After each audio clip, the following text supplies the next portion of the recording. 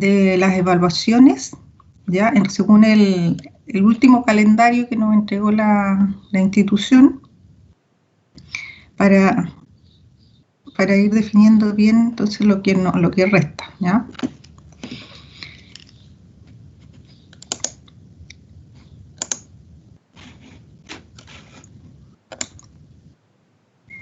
Bien, la última semana que nosotros tenemos para evaluación es la semana del 12, de modo que nosotros podríamos tener la prueba el 14,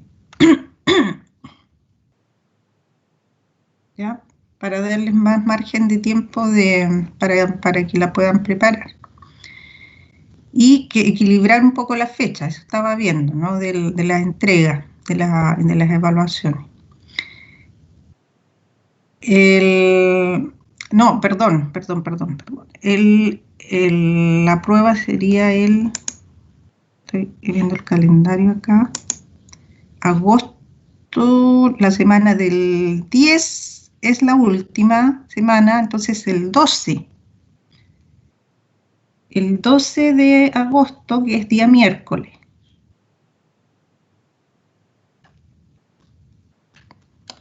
Para dejar el mismo día de la clase y que no ocuparles otro día a ustedes, ¿cierto?, de la semana, ¿ah?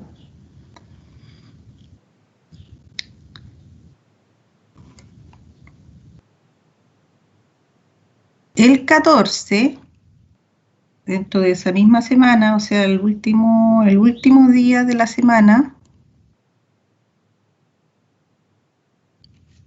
para evaluaciones, podemos dejar la entrega de la lectura expresiva.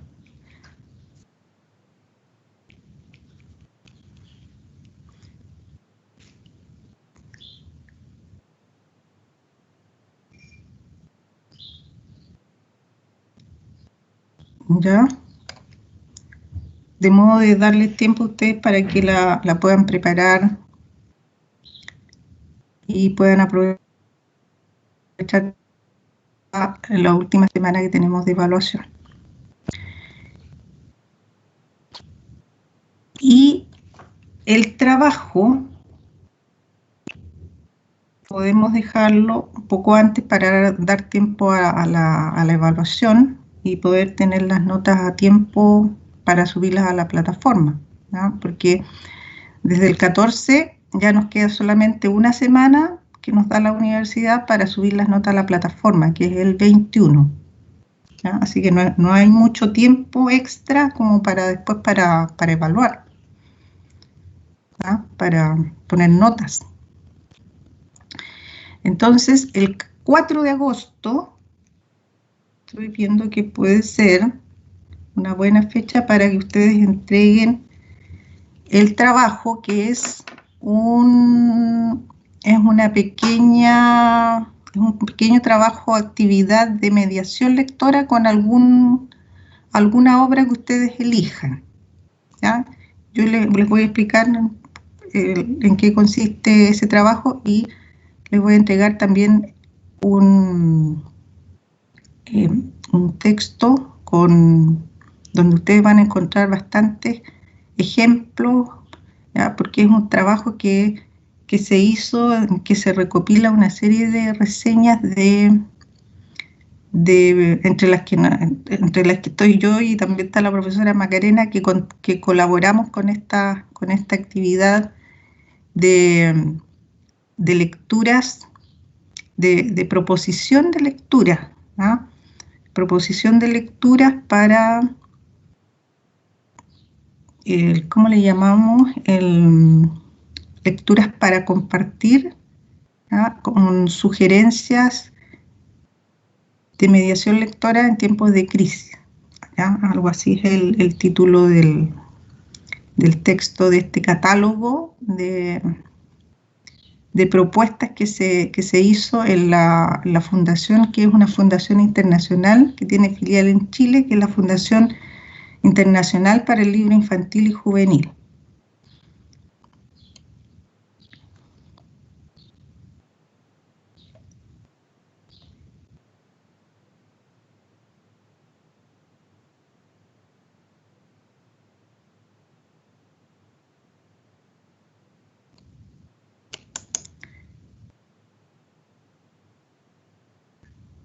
Ya.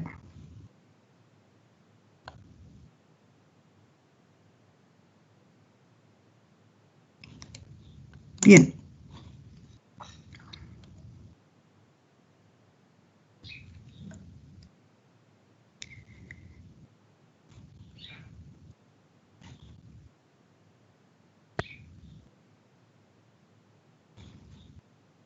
Vamos a ver algo de la tarea de manera general, un poco para que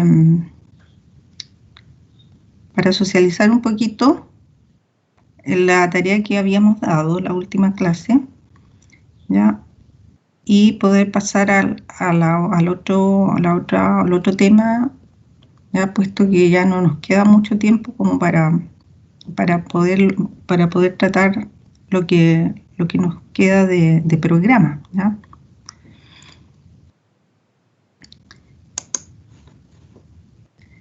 Bien, la tarea consistía, no sé, en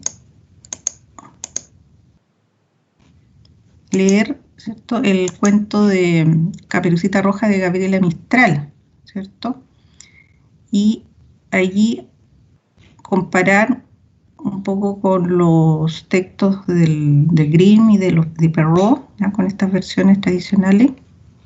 Yo le puse ahí un texto que es un pequeño artículo de opinión de Camila Valenzuela, esto como para que ustedes también tuvieran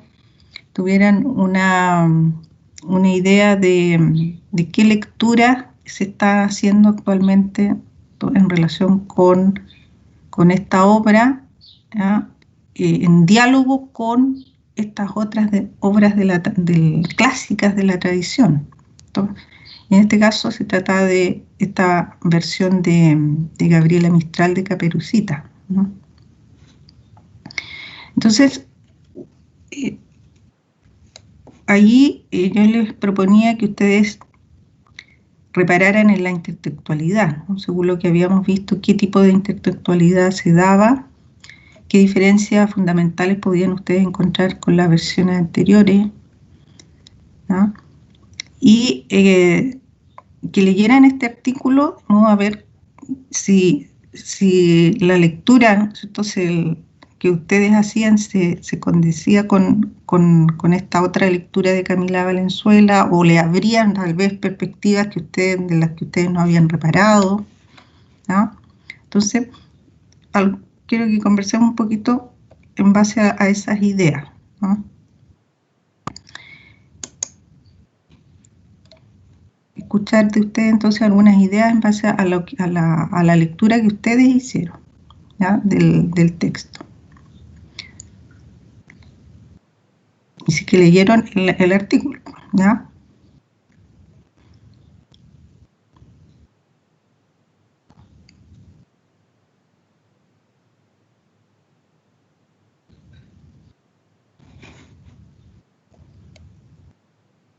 Alguien que quisiera decir algo en relación con lo que tal vez le llamó la atención, en relación con la diferencia que se da con las versiones anteriores,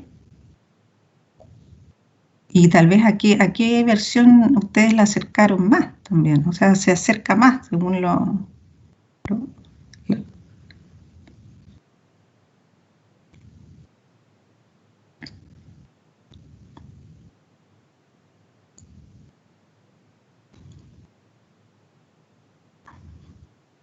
alguien que haya leído el cuento. Hola, profe, ¿cómo estás? Buenos días. Hola. Yo diría que se parece como a la versión de Charles Perrault. ¿Ya? Más Pero cercana a esa versión. Ya. sí, pues es ¿Por como qué?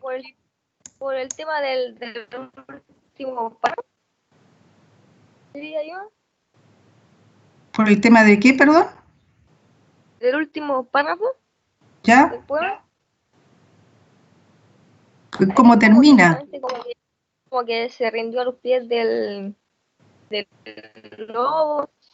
Y como que dan a entender que como que parece que se la comió el lobo. Ya, claro, a la Caperucita. ya, claro. Entonces, en el final, ¿cierto? Cómo termina la historia, ¿ya?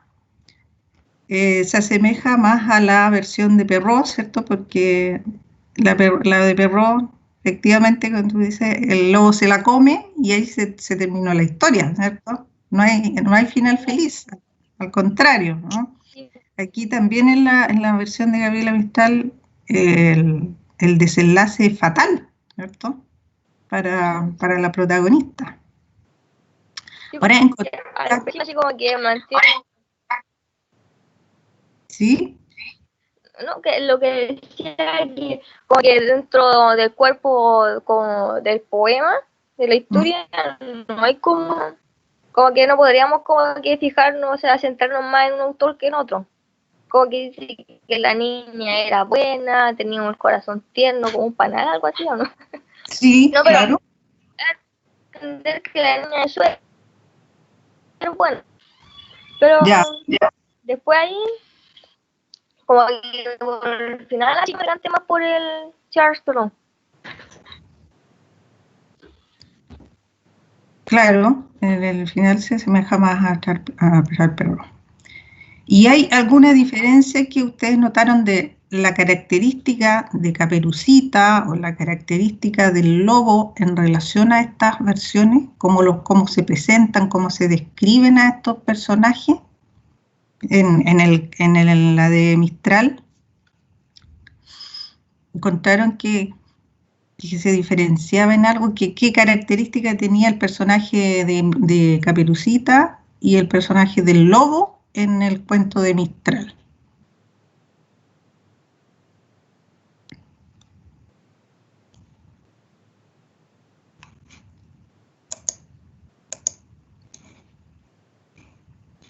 ¿Cómo se los describe ahí estos personajes?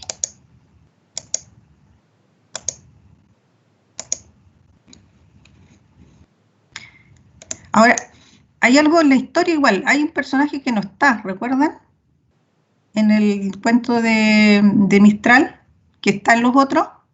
¿Cuál es el personaje que no está? Puede ser la mamá o el cazador.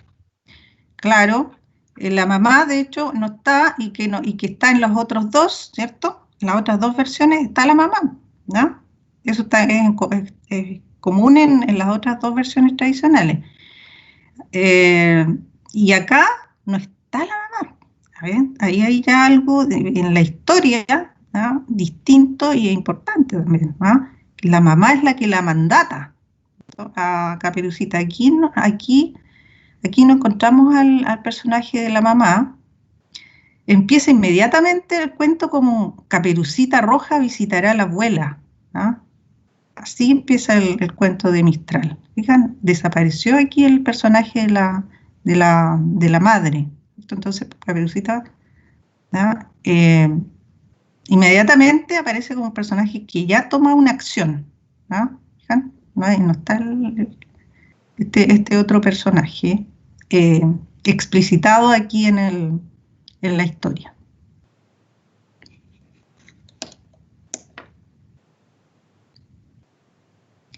Claro, y fíjese en el segundo párrafo cuando dice a las primeras luces ya se ha puesto en camino y va cruzando el bosque con un pasito audaz, ¿no? Ahí hay un adjetivo, ¿no? Con un pasito audaz, ¿no? La audacia, algo que caracteriza aquí a esta Caperucita de Mistral, ¿ya? ¿Ustedes pudieron leer el artículo de Camila Valenzuela? ¿Alguien lo leyó? ¿Que haya alguna idea que, le, que de ahí les haya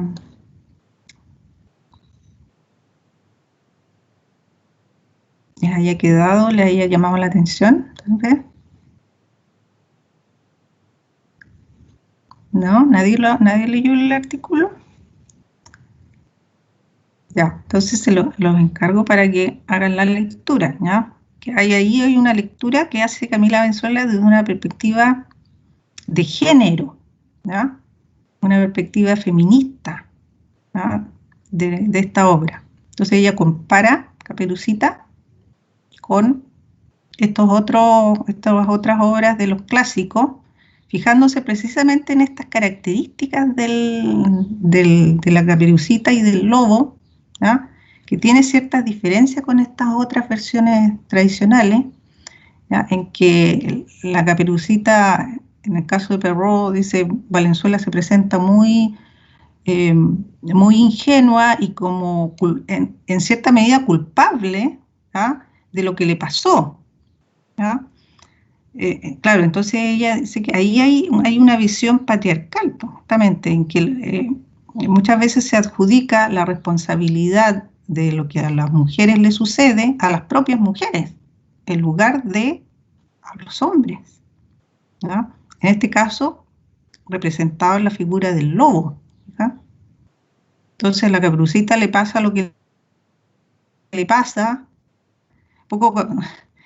Aquí me recordé lo de la performance, ¿no? ¿Recuerdan ustedes la performance que se hizo en la movilización social, ¿no? Del grupo, este grupo de las tesis? ¿Mm? ¿El violador eres tú? Claro, ¿no es cierto? Esta idea, ¿no? De que la culpa, cuando dice la culpa no era mía, ni cómo vestía, ¿no? El violador eres tú. Claro, un poco esa idea, Camila Valenzuela, está presente, creo yo, en la lectura que ella hace de este texto, justamente, ¿no? De Caperucita de Gabriela Mistral, ¿ya? En que, fíjense que en un momento, ¿cómo se describe al lobo? Como el traidor, ¿no? En el cuento de Mistral, justamente dice, cuando va Caperucita por el bosque, discurriendo encantada, dice, recoge bayas rojas, corta ramas en flor y se enamora de unas mariposas pintadas que le hacen olvidarse del viaje del traidor. ¿Ah?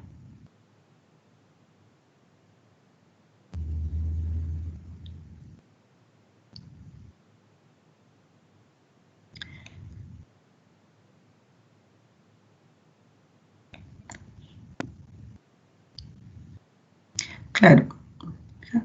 Entonces está esa idea ahí en su lectura, ¿no?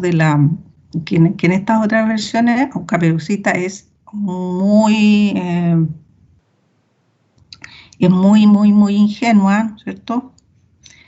Y en otras es su culpa porque es desobediente, ¿no? Desobedece las órdenes de su madre. Aquí ya no encontramos a la mamá, de hecho, ¿no es cierto?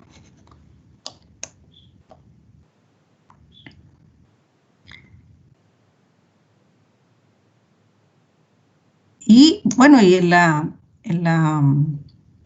acuérdense de la moraleja que pone también Perrault al final, ¿no? Que es algo que es su propia lectura del texto, además, ¿no? Que por ahí la escritora Marina Colasanti dice, la moraleja está de más, ¿no? Claro, porque es la propia lectura que hace el autor, ¿cierto? de la historia, finalmente, ¿no? La propia lectura que hace Perrault, que él le asigna la interpretación a la historia, ¿no? Con la moraleja que pone al final.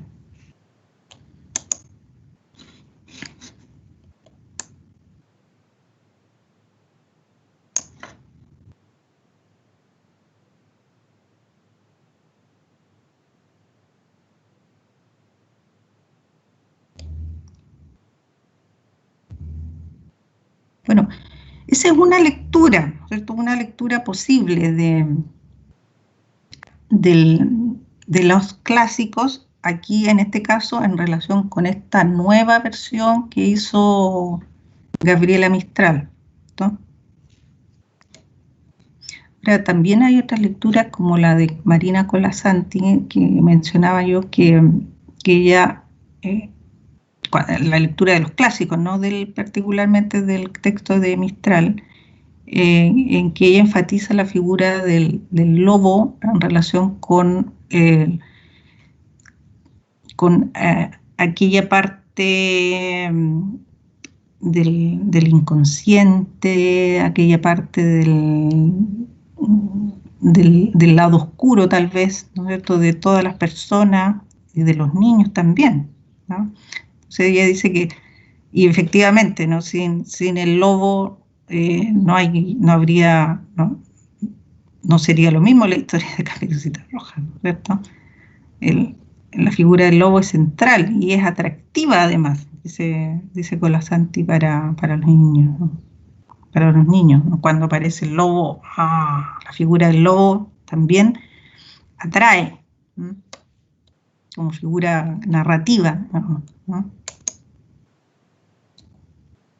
El antagonista, de hecho, en los cuentos es fundamental, ¿cierto?, porque se genera esa tensión en la narración, ¿no?, entre protagonista y antagonista.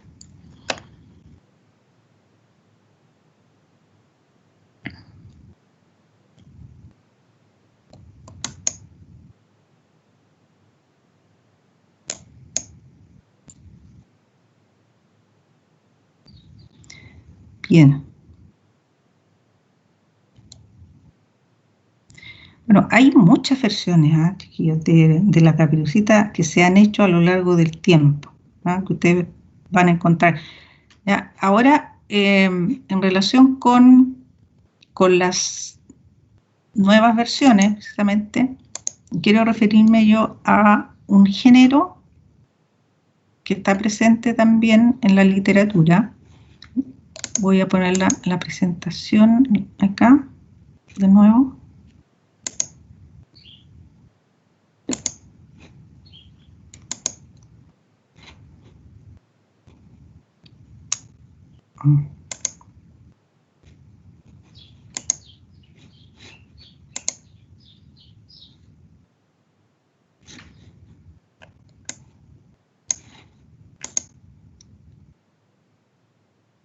Ahí está.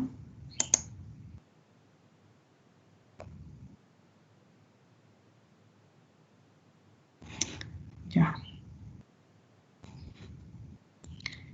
Este género, que le denominamos nosotros el cuento de hadas intertextual anticanónico, ¿no?, que son nuevas versiones de los cuentos de hadas, ¿no?, que toman elementos del género del cuento de hadas, de modo que sigue siendo un cuento de hadas, pero con algunos cambios.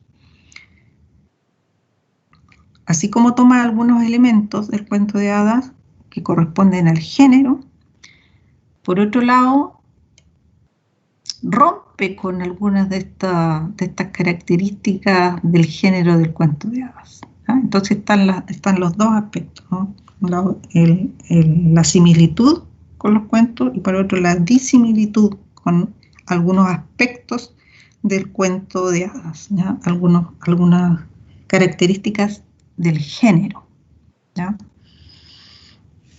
Entonces, por una parte, proponen un pacto desde la intertextualidad genérica, ¿no?, a propósito del tipo de intertextualidad, ¿no?, que hay entre un texto y otro.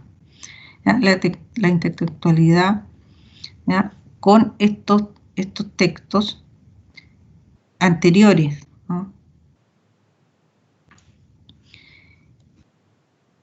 Hay una relación, ¿cierto?, intertextual con estos cuentos de hadas. Pero también hay una modalidad subversiva, ¿no?, que tiene que ver con la ruptura con algunas de estas reglas, podríamos decir, ¿no?, que corresponden al género, o características que definen al género. Entonces encontramos un efecto de choque, ¿ya?, de ruptura de algunas de estas convenciones, ¿no?, del género del cuento de hadas.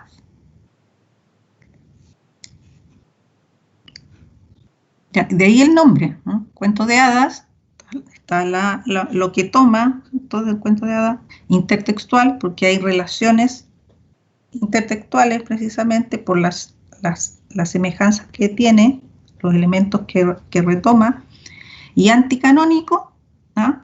Porque rompe justamente con el canon. El canon es lo establecido.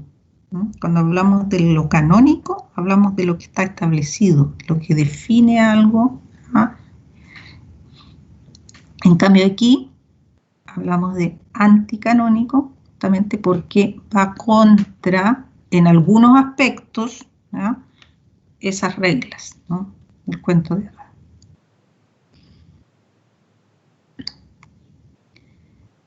Y bueno, quería ahí mostrarles para que ustedes entendieran con la idea de las relaciones intertextuales anticanónicas, ¿no? Con el ejemplo de Shrek, ¿no? Esta película que se relaciona con los cuentos de hadas, ¿cierto? Toma bastantes elementos de los cuentos de hadas, ¿no? De hecho, personajes específicos, ¿cierto?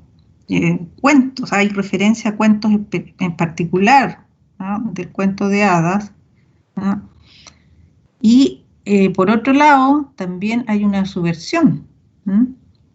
¿Qué elementos o qué cuentos ustedes encuentran aquí en la película de Shrek, o las películas que han visto de Shrek, que corresponden a los cuentos de hadas?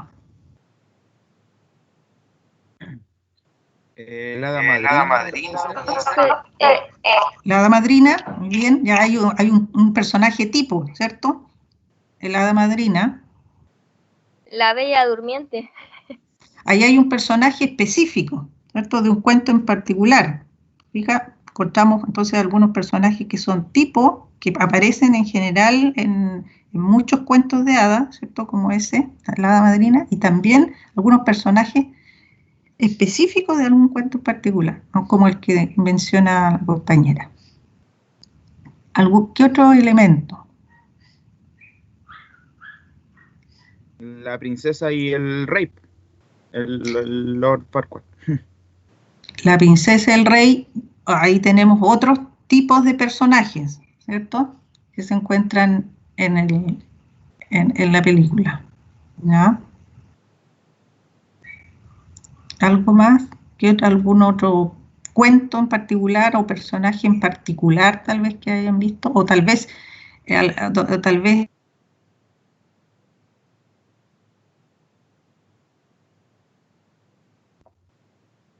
No sé si el gato con botas, profesora.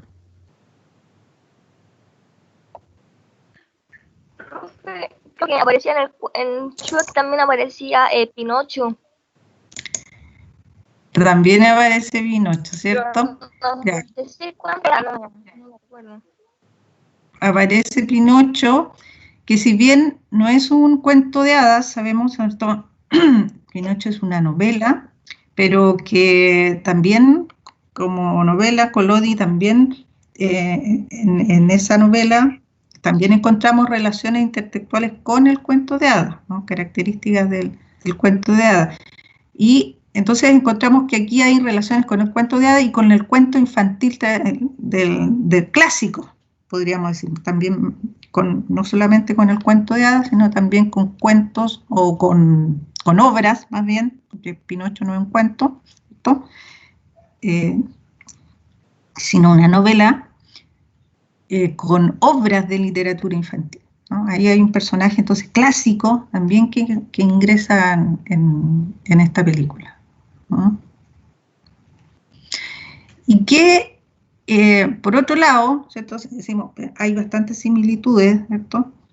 Hay elementos que se toman, pero por otro lado hay rupturas, ¿cierto? ¿Qué rupturas encuentran ustedes aquí con los cuentos de hadas y en general tal vez, y tal vez en algunos casos más particulares, con algunas situaciones o personajes, ¿m? En que hay alguna ruptura de eso?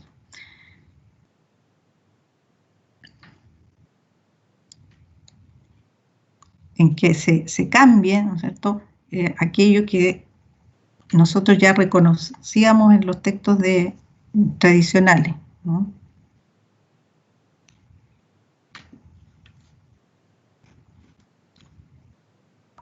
¿Qué viene a ser distinto aquí en esta película en relación con esos cuentos? ¿Podría ser el lenguaje y aparte la contextualización también de esta película? ¿Ya? ¿Podría explicar un poquito más eso? ¿Cuál sería la diferencia en términos de lenguaje o de contextualización que usted aprecia? Bueno, el lenguaje, hay partes que no se toma un lenguaje tan infantil. Incluso cuando sale del baño Shrek, esto es y cortan esa parte que es referente como a un garabato, por decir así. Y la contextualización me refiero a que se toma la visión de personaje principal a un ogro, no a una princesa o a otra cosa. Y la parte final que no se transforma en princesa, sino que en ogro, la misma princesa. Que se toma como otra visión. A eso me refiero. Claro. Sí, ahí hay cambio en los personajes, ¿cierto? En las características que tienen algunos personajes que son... Más que la contextualización a lo que usted se refiere, ¿no? Tal vez en lo que es contextualización pudiéramos pensar en algunos elementos que son modernos, ¿no?, que se incorporan ahí, ¿no es cierto?, que encontramos también, ¿no?, que no están en los cuentos de hadas, ¿no? Hay elementos actuales, ¿no?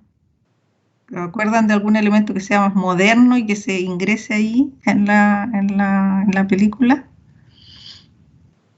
Que no sean de la época, ¿cierto?, en que se contaban los cuentos de hadas, ¿no?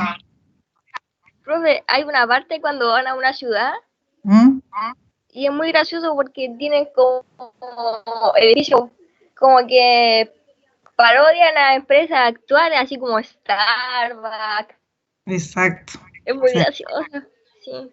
Entonces, eso tiene que ver con el contexto, más bien, ¿no? Entonces, hay elementos del contexto moderno, actual, ¿no?, que se incorporan y que, claro, ¿no?, ahí subvierte en ese aspecto lo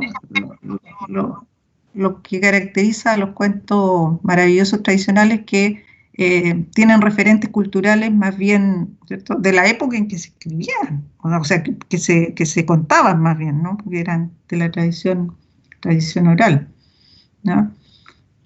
Entonces, y los personajes, como decía el compañero, ¿no? El ogro, por ejemplo, el ogro en un cuento, en los cuentos populares, tradicionales, el ogro es un personaje malvado, ¿cierto? Es el ogro, ¿ah? En cambio aquí no. Y la princesa, como señalaba el compañero igual, finalmente termina como una ogra, ¿no?, ogresa, ¿no? Hay una subversión ahí, fija. En el cuento de hadas eso es impensable, ¿no?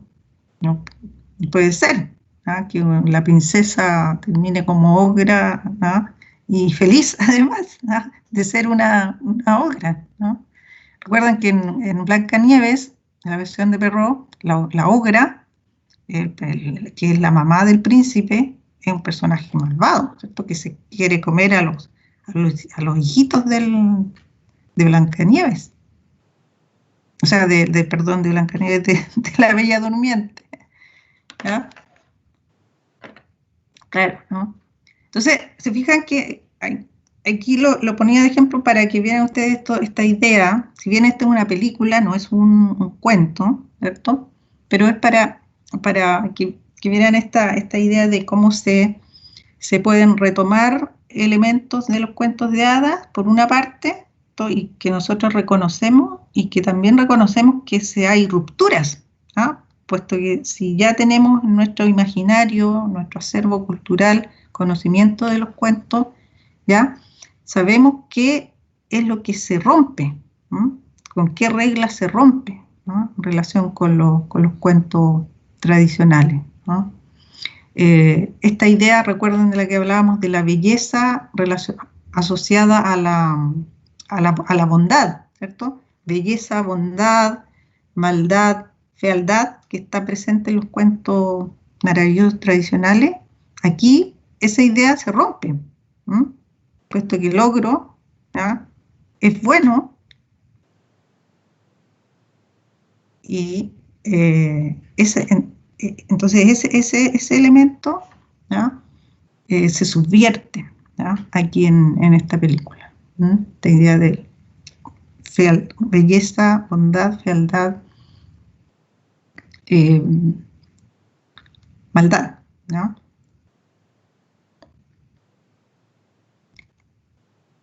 Bueno, aquí hay un libro, bueno, hay bastantes cuentos que están dentro de este género que llamamos el intertextual anticanónico, estos cuentos de hadas con nuevas versiones, ¿ya?, que son reescrituras en clave anticanónica de estos cuentos tradicionales.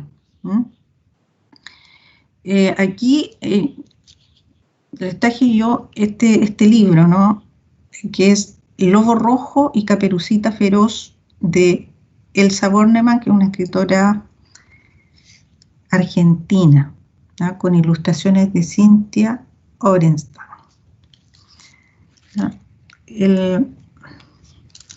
Este cuento, si ustedes se fijan ya desde el título, en el título ya encontramos algo, ¿no?, que nos indica que estamos en presencia de una versión que se relaciona, ¿cierto?, con un cuento de hadas tradicional, pero al mismo tiempo ya en el título encontramos también una subversión, ¿cierto? Entonces, ¿con qué cuento se relaciona este libro, en primer lugar? ¿Cuál es la relación intertextual ahí? ¿Con qué texto? ¿Con cuál cuento de la tradición, de la tradición?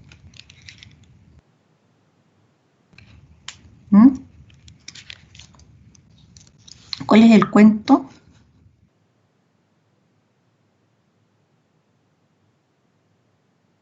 Profe, ¿puede ¿Sí? decir que ahora con la versión de los hermanos Grimm? Ya, pero ya, o sea, tú estás identificando ya que es con Caperucita, ¿cierto? Roja. Ah, sí, con eso. Claro, sin entrar necesariamente en detalle porque no hemos leído el texto, ¿cierto? Sí, pues, porque a lo mejor es Caperucita Feroz y en el otro era como en el algo más tuta. Caperucita Roja, ¿cierto? Ya, ahí está Sí, el claro. texto que se relaciona. Ya, más allá de que se asemeje más a una versión u a otra, ¿no? El cuento entonces es Caperucita Roja. ¿Ya? Ya lo identificamos ahí, porque ya el título nos está hablando de Caperucita. Pero en el título al mismo tiempo hay una ruptura, ¿cierto? ¿Cuál es el cambio que se hace aquí? Que vemos en el título. Y que tal vez pudiera darnos una idea de qué características distintas tiene con esta versión tradicional.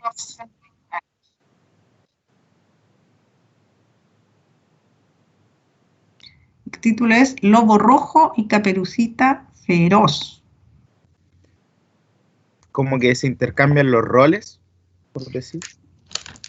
Intercambio los roles, ¿cierto? Puede ser eso, efectivamente, ¿ya? Aquí sabemos que el lobo, a quien se le denomina feroz en la versión tradicional es al lobo, ¿cierto? El lobo feroz, ¿ya? De hecho se lo conoce muchas veces como este personaje, como el lobo feroz. Aquí el feroz ya no es el lobo, sino que es la Caperucita, ¿ya? Y Caperucita, que era la Caperucita Roja, ¿cierto? Conocida, es ahora el lobo rojo, ¿no? Ya hay una inversión, ¿cierto?, en dos características de los personajes, ¿no?, que están asociadas a ellos.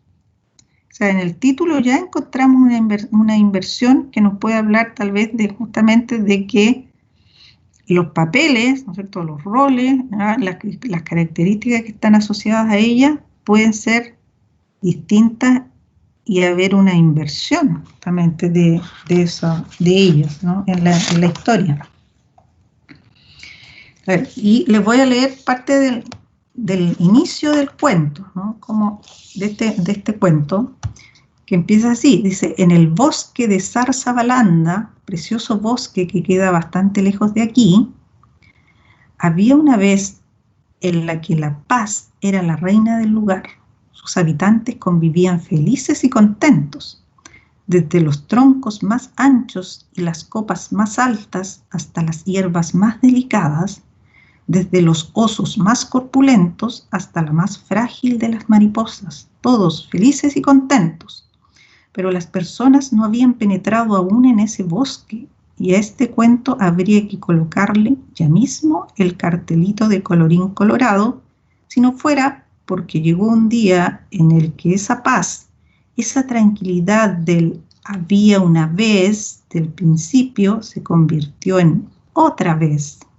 Y esa otra vez empezó un tiempo de miedo en el bosque de Zarzabalanda. Claro que únicamente para los lobitos, pero miedo al fin, por lo que la maravillosa paz de la que todos disfrutaban desde entonces pasó a ser un recuerdo. El caso es que los lobitos comenzaron a vivir muertos de miedo.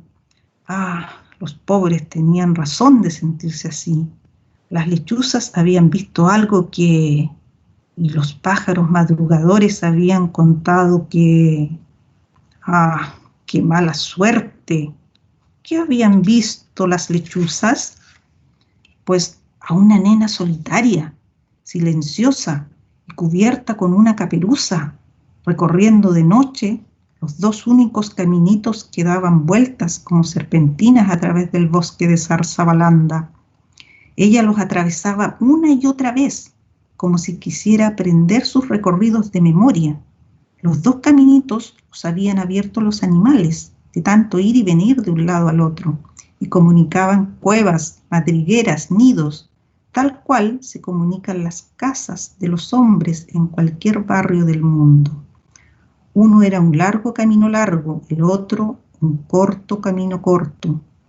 ¿Qué habían contado los pájaros madrugadores?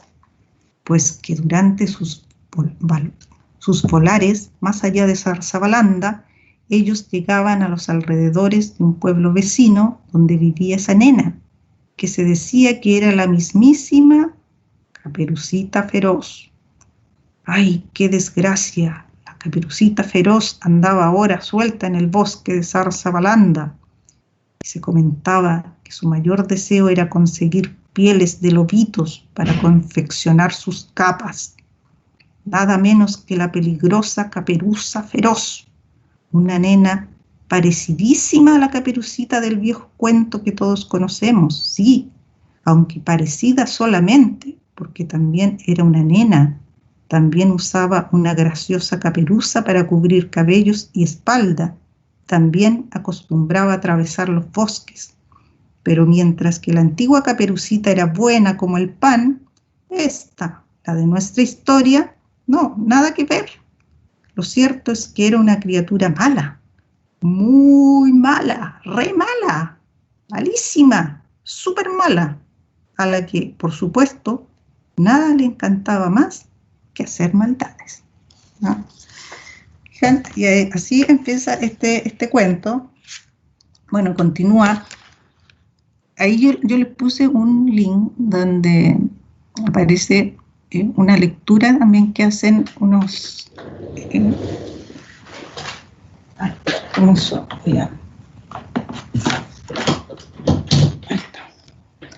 sí. Pero también la encuentran en el mismo YouTube contada en otro link, la pueden encontrar completa, ¿ya? completo el cuento contado. Bueno, ahí yo le puse un taller, pero yo creo que no es necesario que lo hagan, ¿ya? Lo podemos aquí comentar nada más, ¿ya? Lo importante es que hagan la lectura, ¿ya? Que puedan hacer la lectura para que también tengan una idea de otra versión en esta clave anticanónica, ¿ya? Sí, ya tienen una lectura de un cuento anticanónico, ¿ya? Que habíamos leído a propósito de un ejercicio de narratología. ¿Recuerdan La Caperucita de Pepe Pelayo? Ahí tenemos otro caso, ¿no es cierto?, de una versión de cuento anticanónico, ¿no? De cuento de hadas intertextual anticanónico, ¿no? En muchos casos encontramos también que en estas versiones hay algún grado de humor, ¿cierto? Así como en Shrek, que veíamos que esta subversión que se produce, esta ruptura, a veces produce un efecto irrisorio, gracioso, ¿no? De que se inviertan a veces algunos roles, ¿no? Puede producir este efecto. En algunos casos, ¿no? Mayor grado, menor grado, se trabaja también con el humor. ¿Se fijan? Entonces aquí en este cuento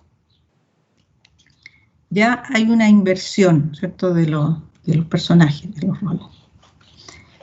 Pero se fijan también que en la manera en cómo nos describe aquí el personaje, nos dice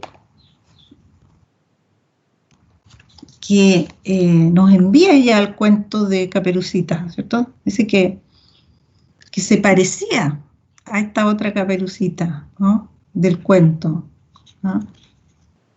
Era parecidísima, dice, a la Caperucita del viejo cuento, pero parecida solamente.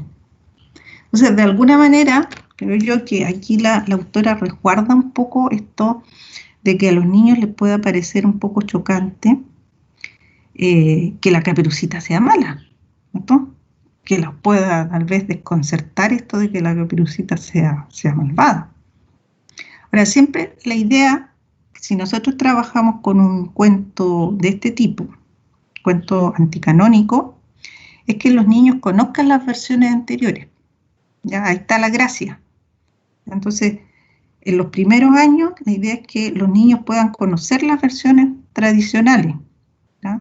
Si vamos a trabajar entonces con un texto anticanónico, es saber si los niños, importante es saber si los niños han leído, ¿ya?, anteriormente estos cuentos tradicionales, para que la lectura sea más rica y más interesante, ¿no? Y podamos hacer esta relación justamente y se produzcan efectos, el efecto que tiene la intertextualidad, ¿cierto?, ¿ya?, de conocer justamente el texto anterior,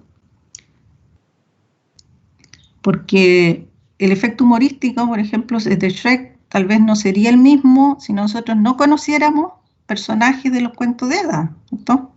¿Ah? Y no nos diéramos cuenta de que se producen estas subversiones, estos cambios, ¿cierto?, en que el hada, con el príncipe, por ejemplo, con el hada madrina, ¿ah?, no produciría el mismo efecto, ¿sí? Entonces, eso es algo a tener presente, ¿no? Bien.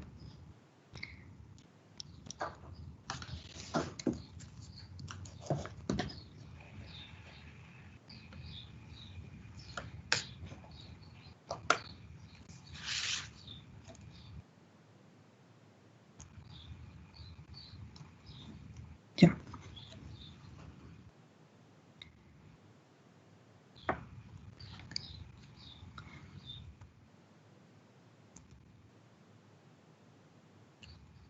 Vamos a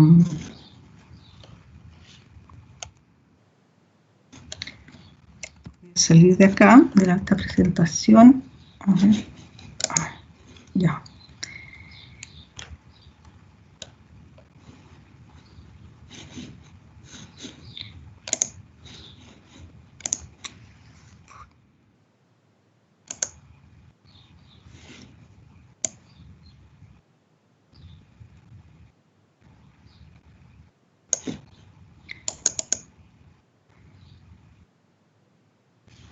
Ya, aquí lo que les quiero mostrar antes de terminar la clase un poco es esta pauta que les voy a subir a la plataforma para el trabajo de mediación, ¿ya?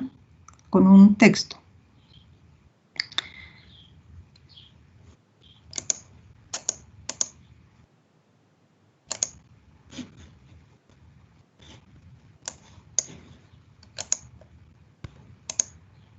Ahí está.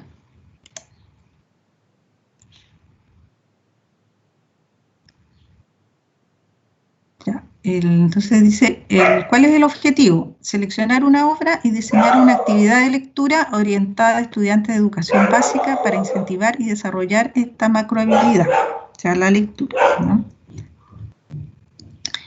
Indicaciones, dice, seleccionar una obra de literatura infantil pertinente para educación básica de un autor o autora reconocido. Diseñar una actividad de mediación lectora con el texto seleccionado. Es una actividad en parejas. Estructura del trabajo, título, el título del libro o del texto de la obra, ¿no? El autor y el ilustrador de la obra seleccionada, portada del libro o ilustración de alguna edición, temas, ¿qué temas están presentes? Algunos de los temas, algunos temas que ustedes reconozcan que están presentes en ese texto. Una breve reseña, ¿ya? De qué es una breve reseña, el argumento fundamentalmente, ¿no? Del texto, de qué trata este texto que ustedes eligieron. Sugerencias para mediar la lectura. Se considere cómo captar la atención y generar un buen clima para atraer el interés. Describa con precisión en qué consiste la actividad y los recursos a utilizar. Posibles preguntas para la reflexión y el diálogo. Tome preguntas de Dime, que el enfoque Dime de Aidan Chambers, que vamos a ver la próxima clase, adaptadas al texto escogido, y proponga otras preguntas o consignas. ¿Ya? Y los nombres de estos autores de la ficha son ustedes mismos, ¿ya? Ustedes como autores. ¿Ya? Y en donde ustedes van a encontrar bastantes textos que les van a dar muchas ideas al respecto es en Lecturas, un espacio para compartir sugerencias de lecturas para trabajar en momentos de crisis. ¿Ya? Y aquí está la pauta con los aspectos a evaluar, ¿no? Y ese catálogo de lectura, un espacio para compartir, donde ustedes encontrarán ejemplos, se lo voy a mostrar para que ustedes vean acá.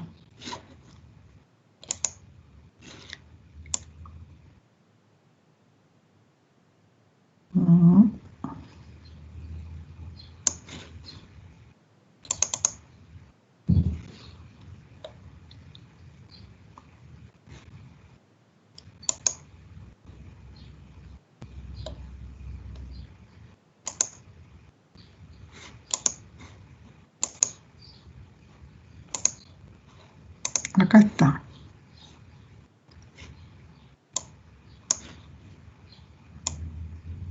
Lecturas, se ve ahí, en lecturas dice un espacio para compartir sugerencias de títulos para trabajar en momentos de crisis. ¿Ya? Y aquí hay hay 3 colaboraciones, hay 2 colaboraciones mías y una de la colaboración de la profesora Macarena entre todas estas propuestas. Y una mía es esta, hay dos, estas dos son mías, ¿no? La tarea y La calle es libre. Son 2 textos que yo propuse. Entonces les voy a mostrar uno como ejemplo.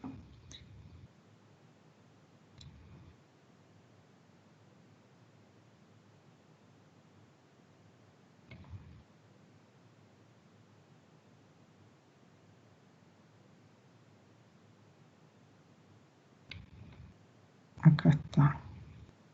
Está La calle es libre, acá está la tarea. ¿Ya? Entonces aquí yo propuse leer este cuento que está en este libro, que es de este escritor argentino que se llama Luis María Pesetti.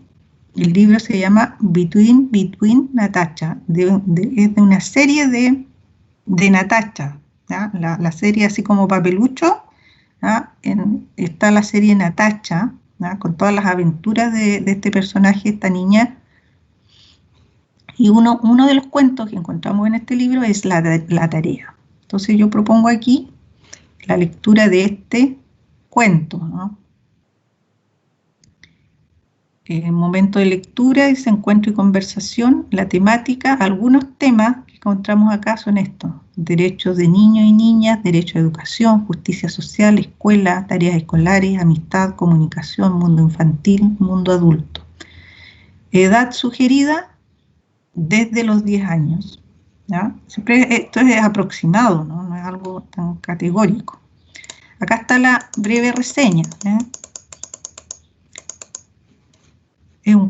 Este cuento se forma parte del libro Between de la serie Natacha, cuyos relatos corresponden al verosímil realista y al género de aventuras cotidianas.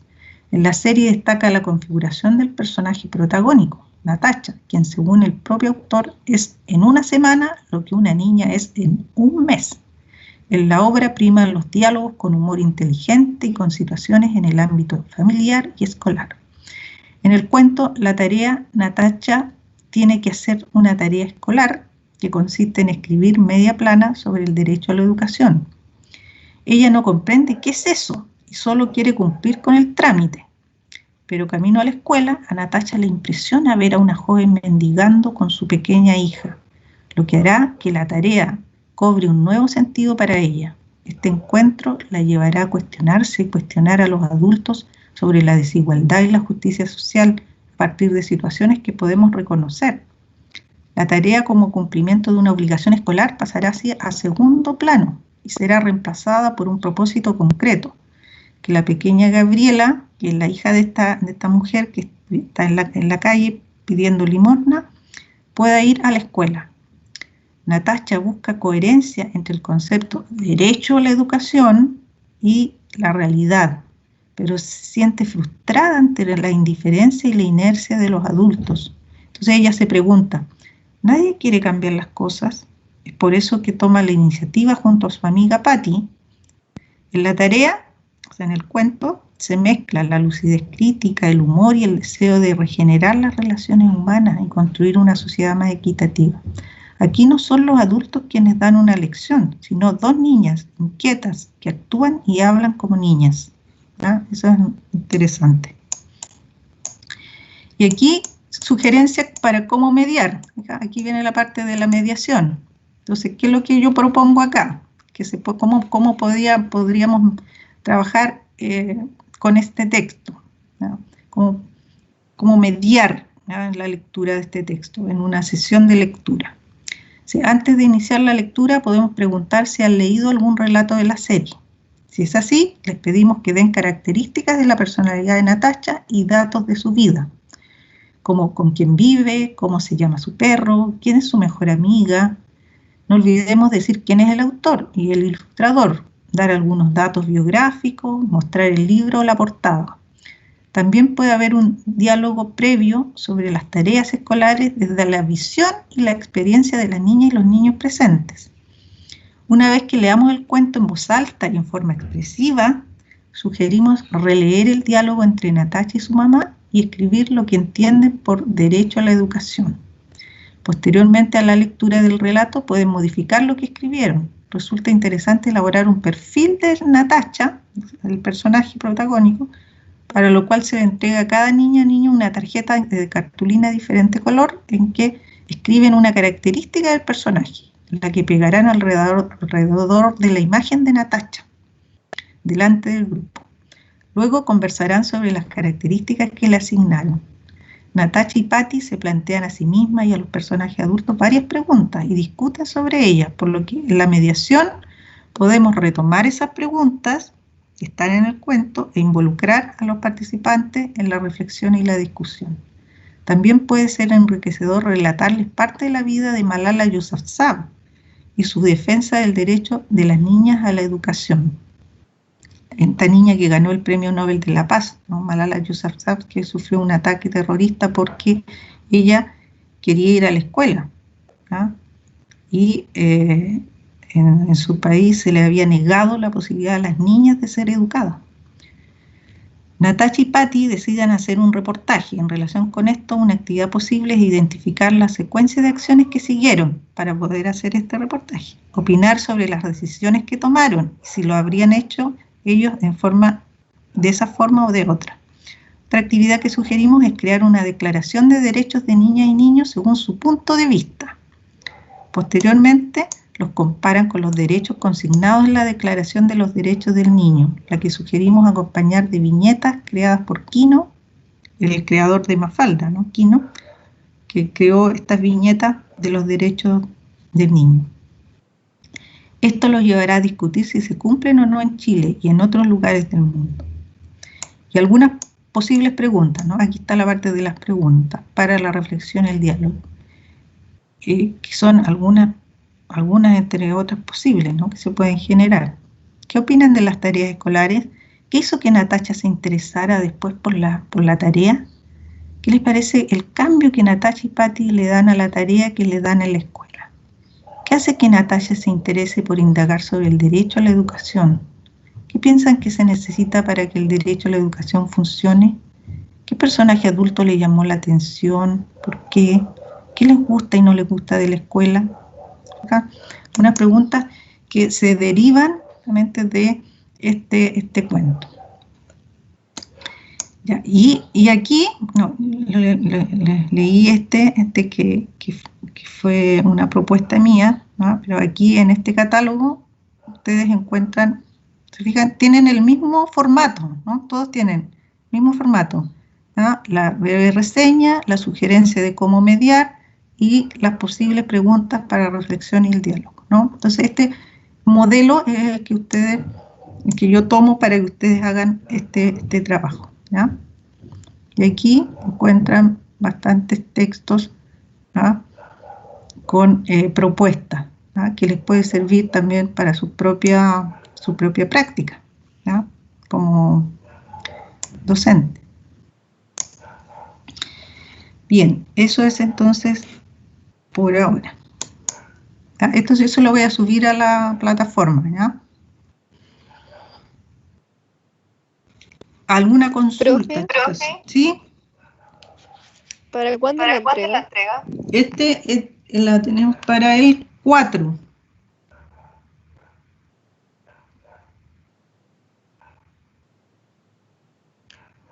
4 de agosto.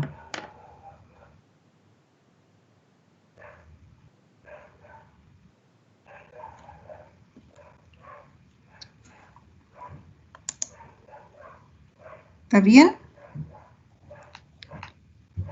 ¿O le hacemos algún cambio? Sí, profe.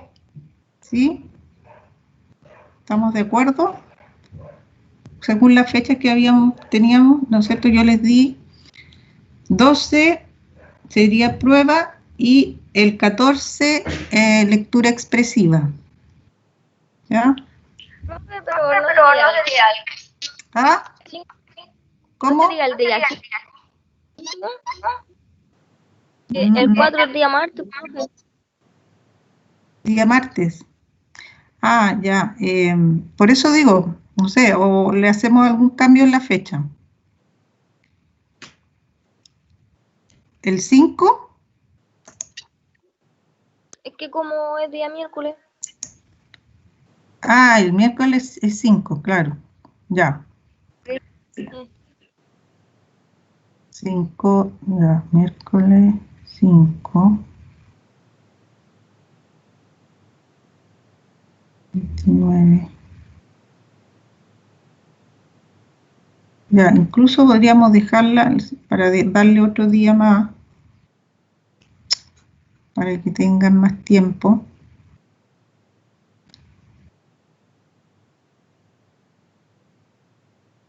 El 6, el jueves.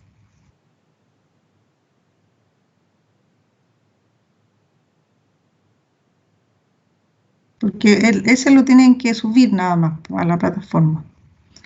Podríamos dejarlo el 6, así les doy un poco más de margen para elaborar el trabajo. El 6 de agosto.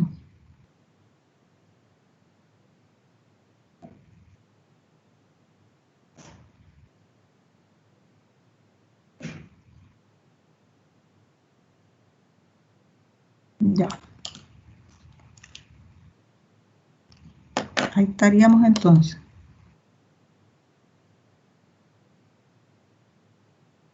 Ya, ¿algo más?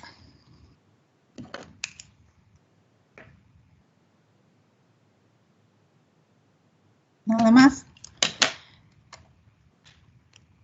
Ya. Hola, profesora. Esa lectura ¿Sí? expresiva no entiendo muy bien el fin de eso. Sí, la lectura expresiva, tengo la pauta, se la voy a subir. No sé si explicarla ahora porque nos vamos a dilatar. O si quieren se la explico ahora, con la pauta, pero o se la subo y después la próxima clase lo vemos. ¿Mm? Que en términos, a ver, se las explico así en general. La lectura expresiva consistirá en que ustedes elijan un cuento, ¿ya? Y en forma grupal, puede ser entre 4 o 5 integrantes, ¿ya? Ustedes se dividen el texto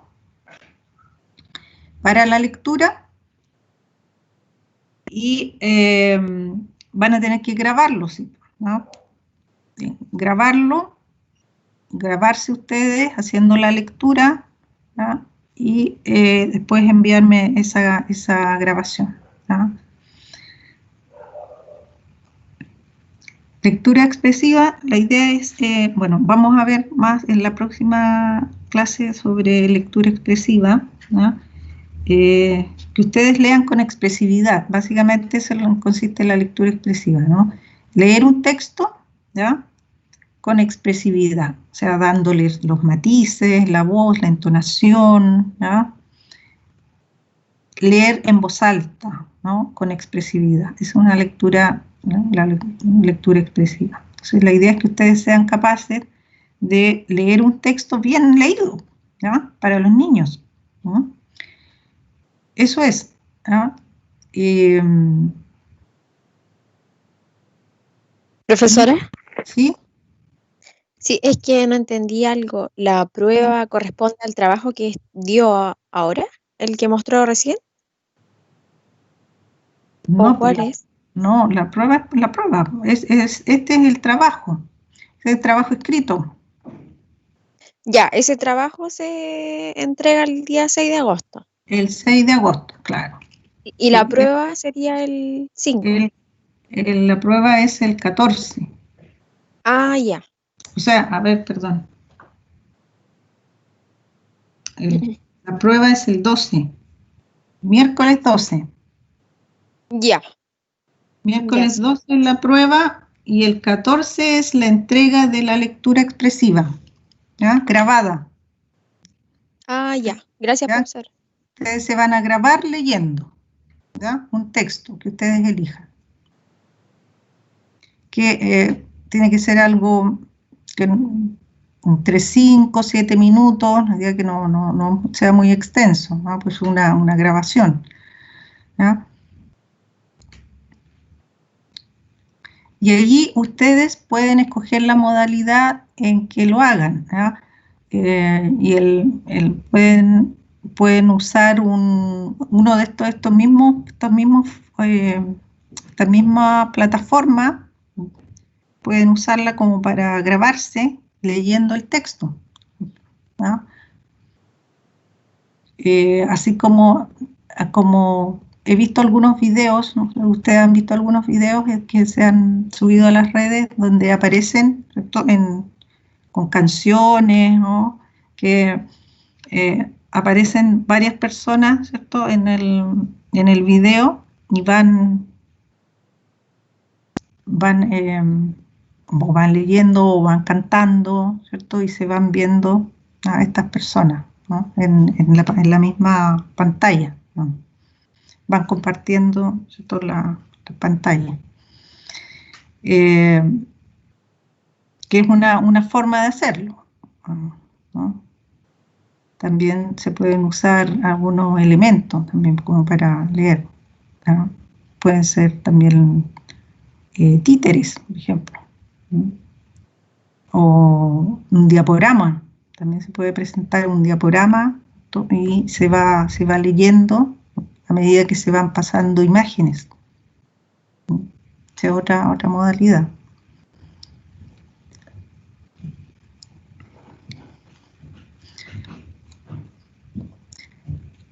Eso básicamente, ¿no? Pero vamos a la otra clase, vamos a hablar más de esto, ¿no? De cómo realizar una lectura expresiva bien hecha, ¿no? Y la mediación también, ¿cierto? En la próxima clase vamos a hablar de mediación lectora, ¿cierto? Con algunas, cómo hacer mediación lectora, y dentro de la mediación lectora también tiene su lugar la lectura expresiva, ¿cierto? El momento en que nosotros leemos un texto, ¿no? Si vamos entonces a preparar una actividad de lectura, tenemos que preparar la lectura misma, ¿no? El docente leyendo el texto a los niños, ¿no? Esa lectura entonces tenemos que prepararla, ¿no? Y preparar la actividad de mediación, ¿cierto?, que vamos a hacer con el texto, ¿no? ¿Qué es lo que proponemos realizar con el texto? ¿No? Así como el ejemplo que yo les leí aquí del cuento La Tarea, ¿cierto?, con varias propuestas, ¿no?, de lo que podríamos hacer, ¿cierto?, con ese texto, ¿ya?, en una actividad de lectura. ¿Ya?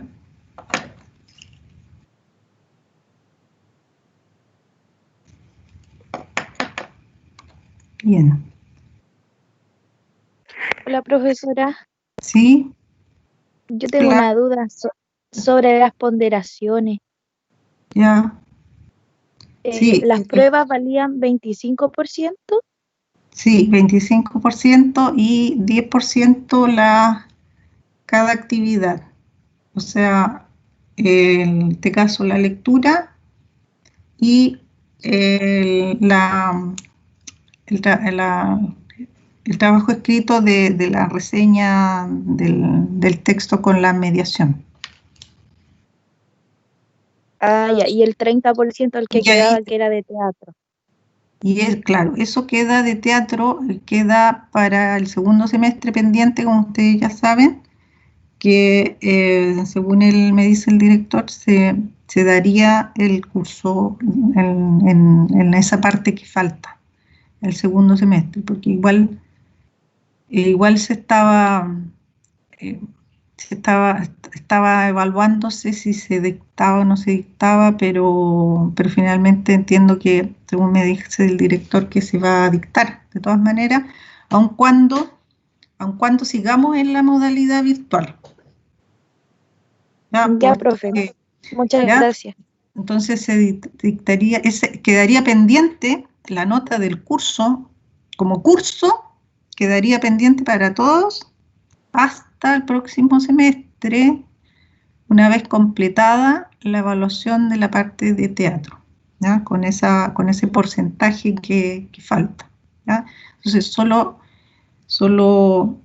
cuando esté completa esa evaluación, el curso podrá cerrarse, ¿ya? Antes todavía no va a quedar cerrado, va a quedar pendiente hasta esa fecha, cuando se suban las últimas evaluaciones ya del segundo semestre, ustedes completen con la unidad de teatro.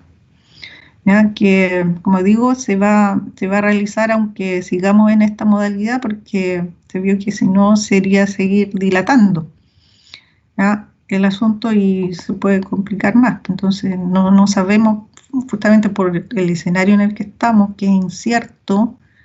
En un principio, claro, como no se sabía bien, se pensaba que el segundo semestre podíamos estar en una situación ya normalizada, pero ya se vio que no fue así, ¿cierto? y al parecer no va a ser así. Por tanto, vamos a tener que seguir en esta modalidad y tratar de hacerlo lo mejor que podamos en esta modalidad dentro de las condiciones y las posibilidades que nos da esta forma de trabajo, ¿no? Poniendo cada uno de nuestra parte, ¿no?, en ello. Eso. ¿Algo más?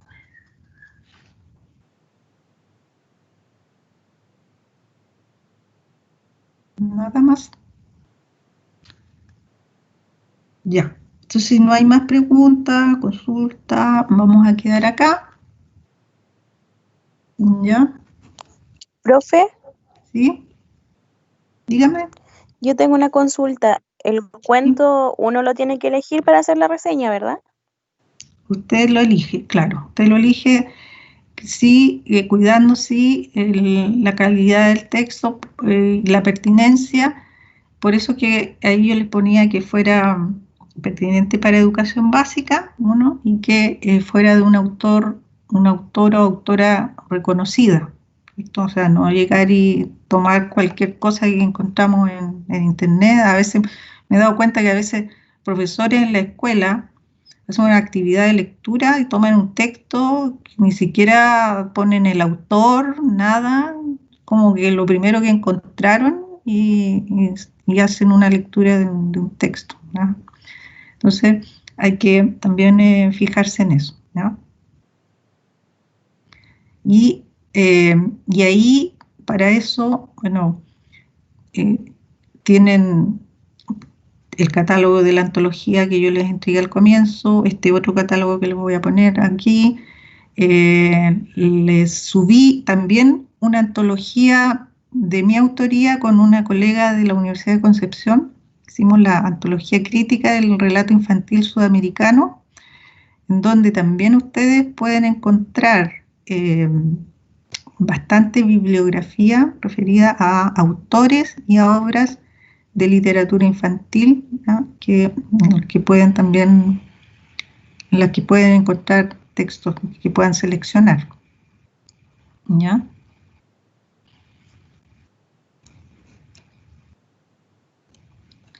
Eso.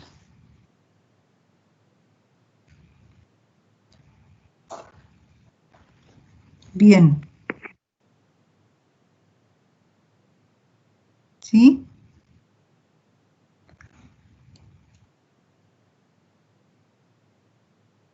Ya. Entonces, que estén muy bien. Nos vemos la próxima clase. Bueno, profe, gracias. Chau, chau. Chao.